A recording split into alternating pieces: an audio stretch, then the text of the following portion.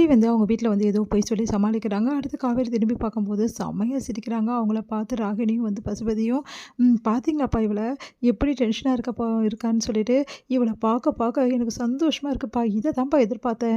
நல்லா ரசிச்சுக்கம்மா. இதுக்கப்புறமும் அவ எவ்வளோ கஷ்டப்பட போறா பாரு. இதுக்கப்புறம் விஜய காப்பாத்த முடியும்னு நினைக்கிறாளா?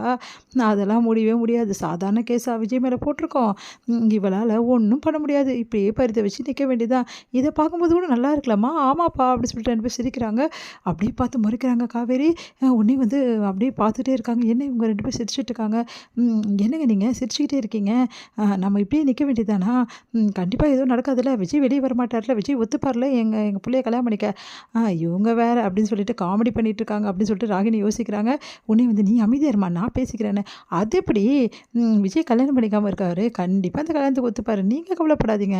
விஜய் வெளிய வர முடியாது. வெளிய வரதுக்கு நம்ம தான் ஒரு செக் வச்சிருக்கோம்ல. விஜய் இப்போ கூட வெளிய எடுக்கிறோம். வெளிய எடுக்கணும்னா வெள்ள கழுத்துல தாலி கட்டணும்னு சொல்லலாம்.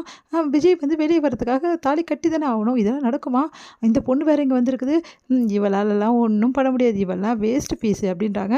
அத பார்த்துட்டு செம்ம டென்ஷன் ஆயிடுறாங்க காவேரி. இவங்க கிட்ட சண்டை போட்டு எந்த பிரயோஜனமும் இல்லன்னு டென்ஷனா நிக்கிறாங்க. பார்த்தா வந்து தாத்தா வந்து இறங்குறாரு. தாத்தா வந்துட்டீங்களா தாத்தா? வக்கீல கூட்டின்னு வந்திருக்கீங்களா? அப்படின்னோனே, ஆமாம்மா வக்கீல கூட்டின்னு வந்திருக்கேன். அதுக்கப்புறம் இன்னொரு ஆளையும் கூட்டின்னு வந்திருக்கேன். நீ கவலைப்படாதன்னோனே ராதா வந்து இறங்குறாங்க. பார்த்து அதிர்ச்சி அடைகிறாங்க எல்லாருமே. ஐயோ! என் மாமியார் எதுக்கு இவங்க வந்தாங்க? அப்படின்னு சொல்லிட்டு ராகினி யோசிக்கிறாங்க. ஐய்யய்யோ! இவங்க வந்திருக்காங்களே! என்ன வில்லங்கத்த இழுத்து விட போறாங்களோ தெரியலையே! எதுவா இருந்தாலும் பார்த்துக்கலாம். வந்து தெரியும்ல, நம்ம கையில நம்ம சம்மந்தி இருக்காருன்னு. இல்லப்பா, அவங்க பொண்டாட்டிய பார்த்தா ஏதாவது பயந்துட்டாருன்னா என்னப்பா பண்றது? அதெல்லாம் ஒண்ணும் பயப்பட மாட்டாரும்மா. இவங்க அவர் சொல்றது தான் கேட்பாங்க. பார்த்துக்கலாம் வா! அப்படி சொன்னோனே, இங்க வந்து ராதா வந்து வராங்க. என்ன காவேரி எங்க இருக்கான் அவன்? உள்ள தான் வச்சிருக்காங்க. எனக்கு ஒண்ணும் புரியல அத்தை அப்படின்னோனே, சரி வா! அப்படி சொல்லிட்டு உள்ள கூட்டின்னு போறாங்க. ராதா பார்த்தோன்னே அன்பரசு அதிர்ச்சி அடைகிறார். நீ எதுக்கு இங்க வந்த? அப்படின்றாரு. நீங்க எதுக்கு இங்க வந்தீங்க? அத சொல்லுங்க முதல்ல அப்படின்னோனே, அது வந்து அப்படின்னோனே, விஜய் மேல கம்ப்ளைண்ட் குடுத்துருக்கீங்களாமே, எதுக்காக கம்ப்ளைண்ட் விஜய் மேல குடுத்தீங்க? அப்படின்னோனே, இங்க பாரு ராதா, இந்த விஷயத்துல நீ தலையிடாத. என் புள்ள நல்லா இருக்கணும். நான் என்ன வேணாலும் செய்வேன். உனக்கே தெரியும்ல. அதுக்காக என் புள்ளைய என்ன வேணாலும் செய்வீங்களா நீங்க? உன் புள்ளையா? இங்க பாரு அஜய் தான் உன் புள்ள. விஜய்லாம் உன் புள்ள இல்ல. யார் சொன்னது அப்படின்னு? என் அக்காவோட புள்ள. எனக்கும் புள்ள தான்.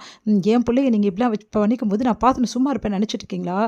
இந்த கேஸ் நீங்க இப்ப வாபஸ் வாங்கல. நடக்கிறதே வேற அப்படின்றாங்க. அத கேட்டுட்டு என்ன ராதா ரொம்ப தான் மிரட்டுற? உன் அப்பா குடுக்குற இடமா உனக்கு? என் அப்பா இருக்காருன்னு பார்க்குறேன். இல்லன்னா நல்ல மானம் கெட்ட கேள்வி உங்கள கேட்பேன். எவ்வளோ பண்ணியிருக்கான் விஜய். அந்த நன்றியெல்லாம் கொஞ்சம் கூட மறந்துட்டு, இப்போ வந்து அவன் மேலேயே வந்து கம்ப்ளைண்ட் குடுக்குறீங்களா? அந்த அளவு ஆயிடுச்சா? உங்க சம்மந்தி சொன்னா என்ன வேணாலும் நீங்க செய்வீங்களா? இங்க பாரும்மா எனக்கும் இதுக்கும் சம்மந்தம் இல்ல. அவரு உண்மைய தான் சொல்றாரு. நீங்க அமைதியா இருங்க. உங்ககிட்ட நான் ஒண்ணும் பேசல அப்படின்றாங்க. அப்படியே அதிர்ச்சி அடைகிறாரு. எம்மா இந்த புள்ள பூச்சி மாதிரி இருந்துன்னு எப்படி பேசுது உங்க மாமியாருன்னு? அதான்ப்பா எனக்கு ஒண்ணும் புரியல அப்படின்றாங்க. ராகினி எல்லாருமே அதிர்ச்சியா பார்த்துட்டே இருக்காங்க. இங்க பாருங்க இந்த கேஸ நீங்க வாபஸ் வாங்குறீங்க. அப்படி வாங்கலனா இந்த ராதாவ இதுக்கப்புறம் இந்த உலகத்தில் நீங்க பார்க்க மாட்டீங்க அப்படின்னு சொல்லிட்டு சொன்னோனே, சரி ராதா நான் வாபஸ் வாங்குறேன் போதுமா? அப்படின்னு சொல்லிட்டு சார் என்ன மன்னிச்சிடுங்க சார். தயவுசெய்து நான் கேஸ வாபஸ் வாங்கிக்கிறேன் சார். இது ஃபேமிலி மேட்டர் சார். நான் தான் தெரியாம கம்ப்ளைண்ட் குடுத்துட்டேன் அப்படின்றாரு. போடுங்க இதுக்கப்புறம் இந்த மாதிரி வந்து பொய்யான கம்ப்ளைண்ட்லாம் குடுக்காதீங்க அப்படின்னு சொல்லிட்டு வார்ன் பண்றாரு இன்ஸ்பெக்டர். அதுக்கப்புறம் சைன் போட்டு எல்லாரையும் பார்த்து முறைச்சிட்டு அன்பரசு போறாரு. யோ அன்பரசு ஏன் இப்படி பண்ண? அப்படின்னு சொல்லிட்டு கேட்குறாரு. பசுபதி எனக்கு என் புள்ள முக்கியம் தான். என் புள்ளையோட எனக்கு பொண்டாட்டி முக்கியம் அப்படின்னு சொல்லிட்டு போறாரு. அதிர்ச்சி அடைகிறார் பசுபதி. இங்க வந்து வெள்ளம் அப்படியே செம டென்ஷனா பார்த்துட்டு இருக்காங்க. உடனே விஜய் வந்து தேடுறாரு. வெளியே வந்தோடனே பார்த்தா காவேரி ஓடி போயிட்டு கட்டிக்கிறாரு.